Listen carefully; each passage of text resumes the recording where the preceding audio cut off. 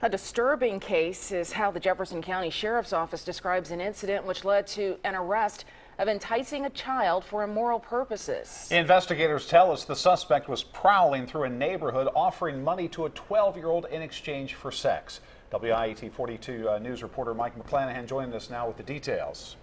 Trent, this happened in the Robinwood community, and investigators say that the child alerted two adults who then confronted the suspect and threatened to hurt him.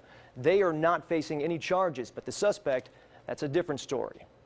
We had a 73-year-old man that drove through a neighborhood trying to entice a child for immoral purposes, that's how the charge reads. The sheriff's office says that incident led to the arrest of 73-year-old James Autry of Springville. They say as the suspect was leaving, two men got his tag number and gave it to authorities who used it to track him down. According to Christian, Autry admitted to approaching two men and offering them money in exchange for them exposing themselves to him, but both declined. The sheriff's office says Autry said the incident with the child was a big misunderstanding. Investigators aren't convinced, and they're not worried about the two adults that threatened the suspect. Well, they're absolutely not going to face any charge. You know, I think any adult, and especially any adult male that was witness to something like this happening would have those same kind of feelings, and rightfully so. You mess with them, then I think you need to be took off the streets one way or the other. The two men should have just snatched him up and whooped him down real good and took him on down to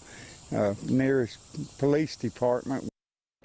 The sheriff's office says Autry does not appear to have a criminal history, but they believe that there may be other victims. So they urge anyone that recognizes him in connection with an incident to call them as soon as possible. Mike McClanahan, WIAT 42 News, coverage you can count on.